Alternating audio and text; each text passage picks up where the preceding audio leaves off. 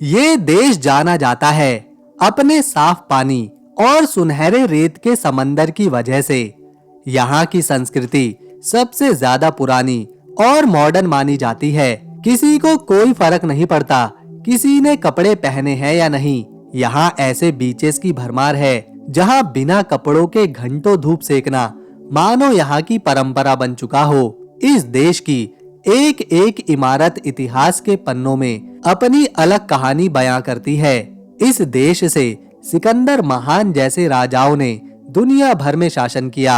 हर साल यहाँ करोड़ों टूरिस्ट आते हैं। यहाँ का इतिहास, साफ मौसम, लजीज खाना और एक ऐसी चीज जो युवाओं को सबसे ज्यादा आकर्षित करती है वो है मौज मस्ती से भरी यहाँ की नाइट लाइफ। दोस्तों, ये सुंदर देश है ग्रीस।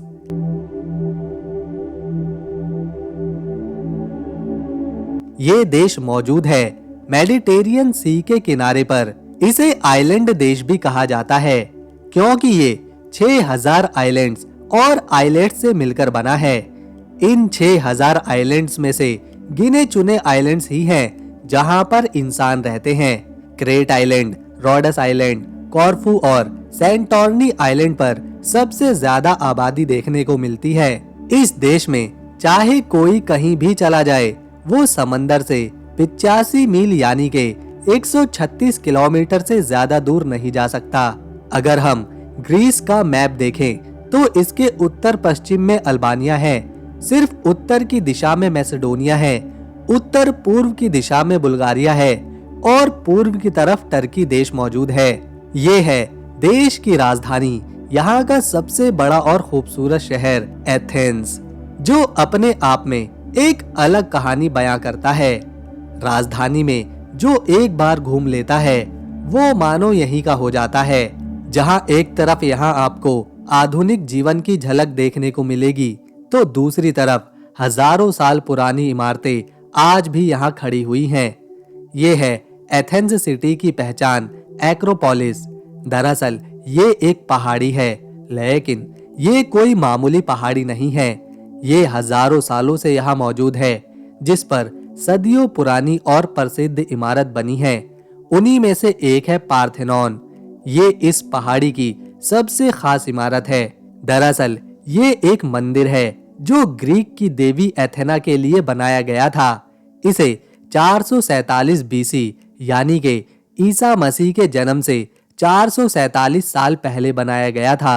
ग्रीक की देवी एथेना के सम्मान में आज भी ये मंदिर मौजूद है, जो दुनिया की कुछ सबसे पुरानी वास्तुकला और इमारतों में से एक है। लोग हजारों साल पहले बने इन इमारतों को, खंडरों को देखने पूरी दुनिया से यहाँ आते हैं। आप जरा सोचिए कि आप उन सीढ़ियों पर चढ़ रहे हैं जिन पर कभी हजारों साल पहले प्राचीन ग्रीस के लोग चढ़ा करते थे। सबसे ऊपर चढ़ने पर ये मंदिर दिखेगा। यहाँ से आप पूरा शहर एथेंस देख सकते हैं। ठीक उसी तरह जिस तरह उस जमाने में प्राचीन यूनान के लोग करते थे, वो भी यहाँ से पूरे शहर पर नजर रखते थे। ये अनुभव मानो एक टाइम मशीन के जैसा लगता है कि हम भी 447 बीसी के दौर में पहुंच चुके हैं और यूनान के लोगों के साथ खड़े हैं। ये वही जगह है जहाँ बड़े बड़े राजा और महापुरुष कभी खड़ा हुआ करते थे। आप जब भी इस पहाड़ी पर चढ़ें तो ध्यान रखें कि टोपी जरूर पहनकर जाएं। पानी साथ में जरूर रखें क्योंकि यहाँ धूप बहुत तेज होती है। आपको यहाँ एक ही चीज छाया दे सकती है और वो है कैप। एथेंस शहर की पहाड़ियों से उतरकर जब नीचे पहुँचते हैं तो देखने को मिलती है गाजी नाम की ये जगह, जो अपनी नाइट लाइफ के लिए पूरी दुनिया भर में मशहूर है। रात होते ही ये जगह हॉट स्पॉट में बदल जाती है। यहाँ की हर गली से डीजे की आवाज सुनाई पड़ती है।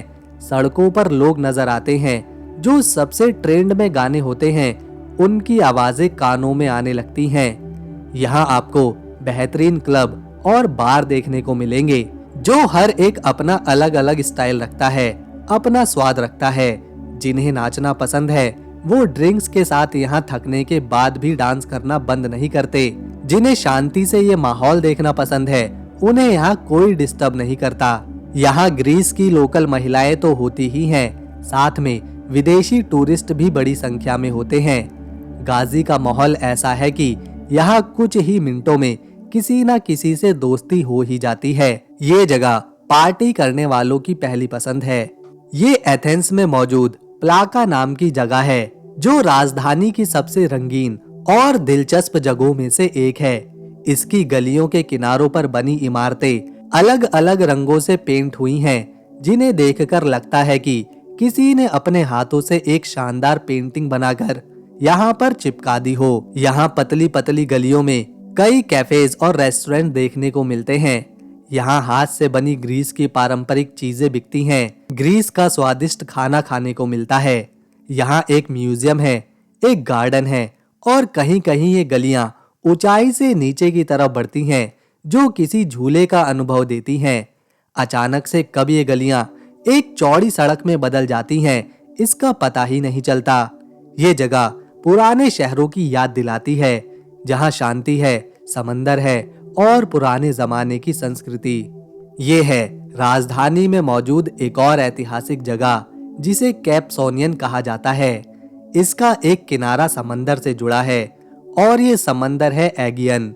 यहाँ एक बहुत ही प्राचीन मंदिर देखने को मिलता है, जिसे ईसा मसीह के जन्म से भी 440 साल पहले बनवाया गया था।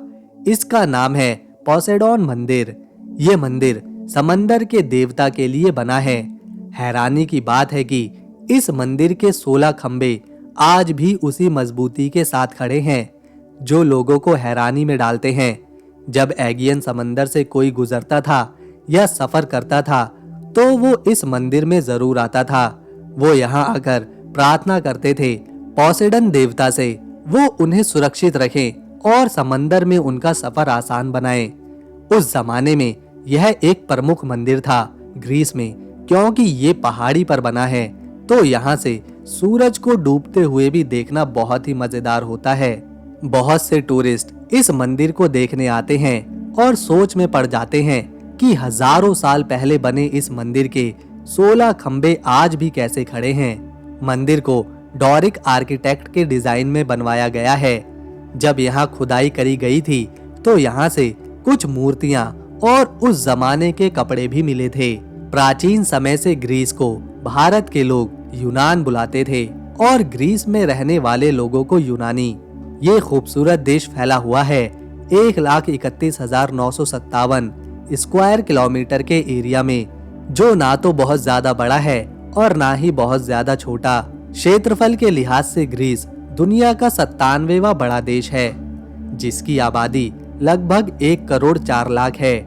इसमें आमतौर पर जो यूरोप के बाकी देशों में देखने को मिलता है, महिलाओं की संख्या पुरुषों से ज्यादा होना, ऐसा ही यहाँ पर भी मिलता है। यहाँ हर 100 महिलाओं के लिए सिर्फ 94 पुरुष ही हैं।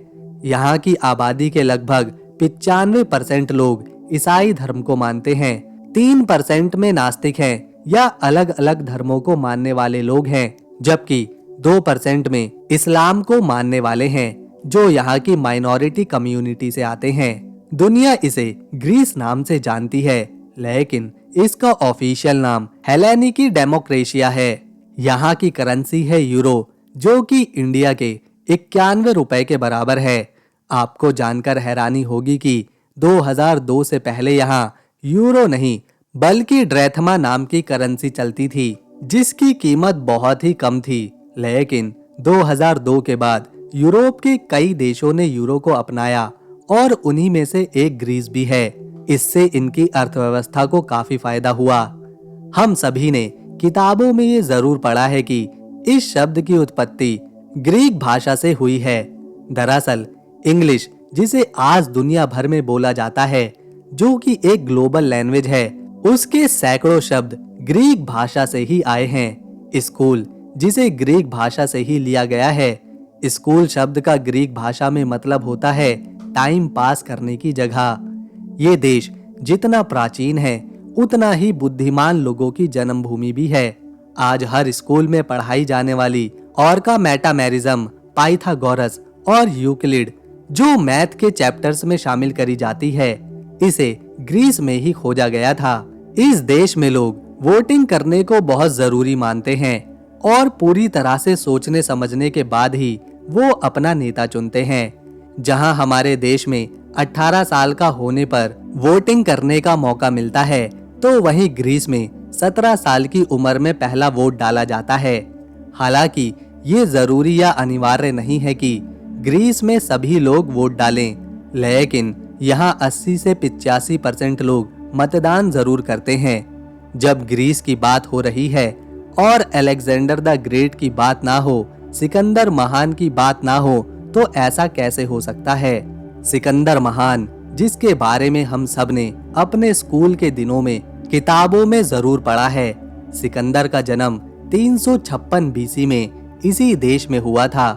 उन्होंने जब अपनी युद्ध की शुरुआत करी थी तो वो केवल 18 साल के थे और 14 साल में उन्होंने धरती के हर उस हिस्से को जीत लिया था जो उन्हें पता था।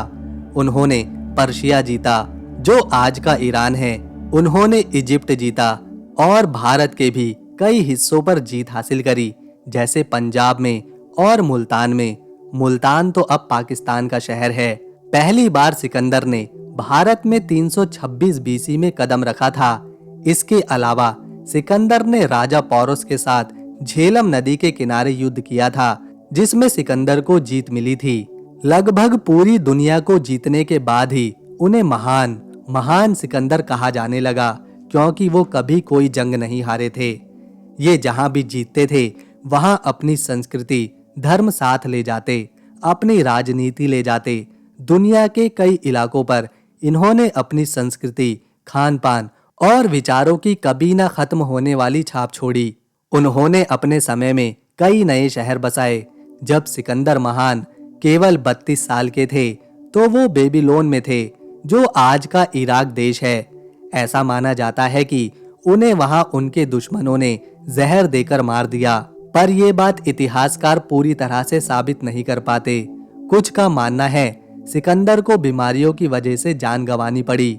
जो भी हो, सिर्फ 32 साल की उम्र में सिकंदर महान का नाम पूरी दुनिया जान चुकी थी, जो इतिहास के पन्नों में अपनी हमेशा के लिए छाप छोड़ चुका था। ओलंपिक्स आज के समय में खेलों का सबसे बड़ा आयोजन, लेकिन इसकी शुरुआत कहीं और से नहीं बल्कि यहीं से हुई थी। पहली बार ओलंपिक्स को 1776 बीसी में आयोजित किया गया था, जिसकी शुरुआत यहाँ के एक शहर ओलंपिया से करी गई थी। ओलंपिया से ही फिर बना ओलंपिक्स। उस समय ये खेल का आयोजन 4 सालों में एक बार होता था। जो भी खेल उस समय पर खेले जाते थे, वो सारे खेल ग्रीस के देवता ज़्यूस को समर्पित थे। इस आयोजन का सीधा संबंध राजनैतिक ताकत और धर्म से जुड़ा था। आज से 2800 साल पहले ग्रीक के राजा ने शहर ओलंपिया में एक मंदिर बनवाया, जो वहां के ज़्यूस देवता का था, और उस मंदिर के पास एक स्टेडियम यानी के खेल का मैदान बनवाया। आगे चलकर लैटिन भाषा में ग्रीक शब्द स्टेडियम को बदलकर स्टेडियम कर दिया गया, जो आज तक इस्तेमाल होता है। यानी ओलंपिक्स की वजह से स्टेडियम शब्द की उत्पत्ति हुई। आप आज भी इस जगह को ओलंपिया शहर में देख सकते हैं। उस समय 11 महिलाएं एक बड़ी आग जलाती थीं, जो ओलंपिक्स खत्म होने के बाद भी जलती रहती थी। ये आग ग्रीक के सबसे बड़े देवता ज़्यूस के लिए जलाई जाती थी। आज भी जब ओलंपिक्स की शुरुआत होती है तो पहले इसी तरह से 11 महिलाएं उसी जगह उसी शहर ओलंपिया में आग जलाती हैं, जिससे एक टॉर्च जलाया जाता है और ये टॉर्च उस शहर तक पहुंचाया जाता है जिस शहर में ओलंपिक्स खेला जा रहा है। जब ये मशाल या टॉर्च उस शहर में पहुंच जाती है तो उसके बाद ही ओलंपिक्स की शुरुआत होती है। जब पहली ओलंपिक ओलंपिक्स शुरू हुआ था तो लगभग 500 सालों तक ये खेल का आयोजन जारी रहा, लेकिन समय बीतता गया और ग्रीक साम्राज्य खत्म हो गया, जिसके साथ ही ओलंपिक्स गेम भी खत्म हुए। लेकिन जब ग्रीस ने ऑटोमन अंपायर से 1830 में पूरी तरह से आजादी हासिल कर ली, तो फिर उन्होंने सोचा वो एक बार फिर से ओलंपिक्स की शुरुआत करेंगे और आखिरकार 2500 साल पुराना खेलों का आयोजन द ग्रेट ओलंपिक्स 1896 में फिर से शुरू किया गया। इस तरह से ओलंपिक्स की शुरुआत ग्रीस से हुई थी। ये पूरा देश पहाड़ियों और जंगलों से घिरा है। देश की लगभग 80% जमीन पर सिर्फ पहाड़ियां मौजूद हैं और केवल 20% हिस्से पर ही इंसान बसे हैं। प्राकृतिक सुंदरता और इतिहास जहां इस देश को दिलचस्प बनाता है, तो वहीं मॉडर्न कल्चर लोगों को खूब पसंद है। यहाँ एक दो नहीं बल्कि 18 वर्ल्ड हेरिटेज यूनेस्को की साइट्स मौजूद हैं। तभी तो यहाँ हर साल इतने सैलानी घूमने आते हैं जितनी यहाँ की आबादी भी नहीं है। 1 करोड़ की आबादी वाले इस देश में 3 करोड़ 40 लाख से भी ज्यादा टूरिस्ट आते हैं, जो बताता है कि ये शानदार देश लोगों को किस हद तक पसंद है। हालांकि ये सस्ता नहीं है, फिर भी यहाँ बड़ी तादाद में सैलानी पहुँचते हैं। यहाँ खेती बड़े पैमाने पर होती है और अर्थव्यवस्था में एक अहम भूमिका निभाती है। ग्रीस में सबसे ज्यादा जैतून, अंगूर और दूसरे तरह के फल और सब्जियां उगाई जाती हैं। यहाँ पर बनने वाला जैतून का तेल पूरी दुनिया में एक्सपोर्ट होता है। यहाँ पर अंगूर की खेती से बड़े पैमाने पर शराब बनती है, जिसे यूरोप के कई देशों में बेचा जाता है। इसके अलावा फैटा पनीर यहाँ बहुत प्रसिद्ध है। इस फैटा पनीर को बनाने के लिए बकरी और भेड़ के दूध का इस्तेमाल किया जाता है। ये पनीर ग्रीस के लगभग सभी खानों में मिलाई जाती है, क्योंकि इसे यहाँ के लोग बड़े चाव से खाते हैं। ग्रीस वो पहला देश है जिसने लोगों को सवाल करना सिखाया, लोगों को सोचने पर मजबूर करना सिखाया। पहले के समय में जो धार्मिक लोग बोलते थे, उच्च अधिकारी बोलते थे, लोग उसे सच मानते थे। लेकिन फिर ग्रीस में सोक्रेट ने जन्म लिया और उन्होंने हर चीज के होने या ना होने पर सवाल किए। बिना वजह किसी चीज को मानने से मना किया। उन्होंने पहली बार लोगों के बीच सवाल और जिज्ञासा पैदा करी। वो एक महान दार्शनिक बने। हालांकि उन्होंने अपने जीवन में कुछ नहीं लिखा, लेकिन उनके कई छात्र थे। उन्हीं में से उनके एक छात्र थे प्लाटो, जिन्होंने आगे चलकर सोक्रेट की शिक्षा को लिखित रूप में दुनिया के सामने रखा। प्लाटो ने राजधानी एथेंस में एक एकेडमी की शुरुआत भी करी।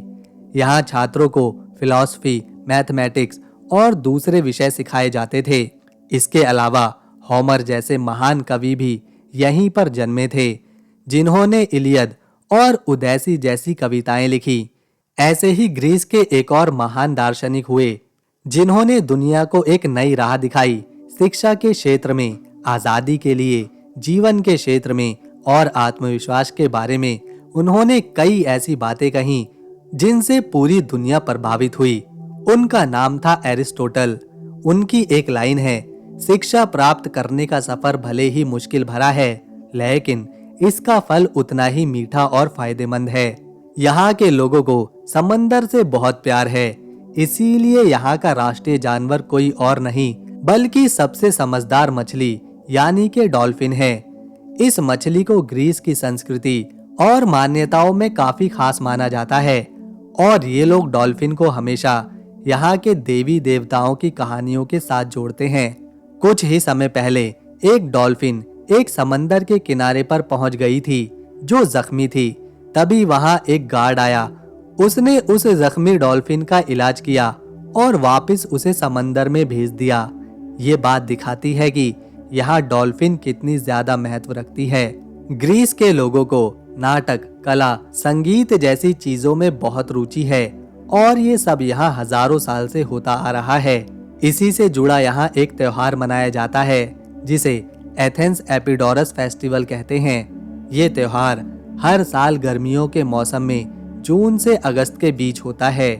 इस त्योहार में लोग ग्रीस के प्राचीन नाटकों और संगीत को दोहराते हैं। इसमें कई कलाकार शामिल होते हैं जो ना सिर्फ ग्रीस से आते हैं बल्कि विदेशों से भी इसमें भाग लेते हैं। इस त्योहार को और खास बनाता है एपिडोरस का थिएटर। ये त्योहार इसी थिएटर में सेलिब्रेट किया जाता है। इस थिएटर को 4 BC में बनाया गया था, जो आज भी आप देख सकते हैं। यहाँ आज भी लोग 2000 साल पहले की तरह ही कला और संगीत पेश करते हैं। हजारों लोग इसे देखने आते हैं। इस थिएटर में 14,000 लोग एक साथ बैठ सकते हैं। इसके अलावा इस थिएटर की एक और खासियत है कि जब यहाँ कोई कलाकार स्टेज से कुछ बोलता है तो उसकी आवाज दर्शकों तक बिल्कुल साफ सुनाई देती है। थिएटर का आर्किटेक्ट और इतिहास देखते हुए इसे साल 1988 में यूनेस्को ने अपनी वर्ल्ड हेरिटेज साइट्स में जगह दी थी। ग्रीस की एक और चीज है जो लोगों के घरों की दीवारों को सुंदर बनाती है, वो है यहाँ का मार्बल। इस देश का मार्बल पूरी दुनिया में एक्सपोर्ट किया जाता है। लगभग 7% मार्बल पत्थर यहीं से जाता है। कोर्रारा और थासूस मार्बल बहुत ही अच्छे माने जाते हैं, जो बिल्कुल सफेद होते हैं। इन्हें ग्रीस में ही तैयार किया जाता है।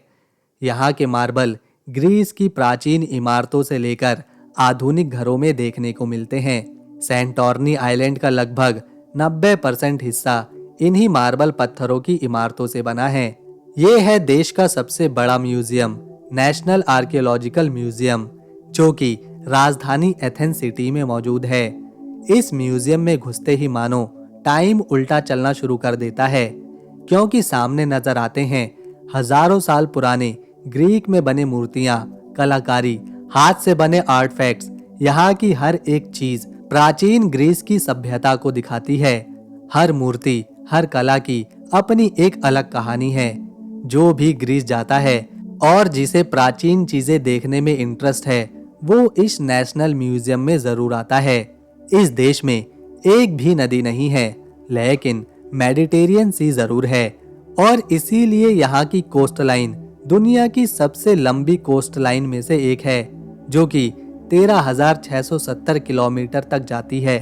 इसी कोस्ट लाइन से लगे हैं यहाँ के कई सुंदर बीचेस, जिन पर अक्सर भीड़ देखी जाती है। लोग यहाँ छुट्टी के दिन मजे करते हैं। ग्रीस के लोग खेलों को लेकर काफी रोमांचित रहते हैं और खुद को हमेशा फिट और हेल्दी रखते हैं। यहाँ महिलाओं की हाइट औसतन 5 फीट 5 इंच होती है, जबकि पुरुषों की 5 फीट 10 इंच। ग्रीस के लोगों को मौसाका खाना बहुत पसंद है। ये एक तरह की भेड़ के मीट से बनने वाली डिश है, जिसे अलग अलग चटनी के साथ परोसा जाता है। जैसे ही आइलैंड बदलता है तो मौसाका का स्वाद भी थोड़ा बदल जाता है, क्योंकि यहाँ हर आइलैंड की अपनी खाना बनाने की परंपरा है। इसके अलावा सलाद खाना भी यहाँ के लोगों को बहुत पसंद है। रोजाना ग्रीस के लगभग सभी लोग इन दोनों चीजों को तो दिन में एक बार खा ही लेते हैं। तो दोस्तों, अगर आपको ग्रीस से जुड़ी हमारी ये वीडियो इन्फॉर्मेशन पसंद आई तो इसे एक लाइक दें, शेयर करें और चैनल को सब्सक्राइब कर बेल आइकन जरूर दबाएं, ताकि आने वाली नई वीडियो की अपडेट आपको मिले सबसे पहले। हम मिलेंगे नेक्स्ट वीडियो में, तब तक के लिए नमस्कार, अपना ख्याल रखें।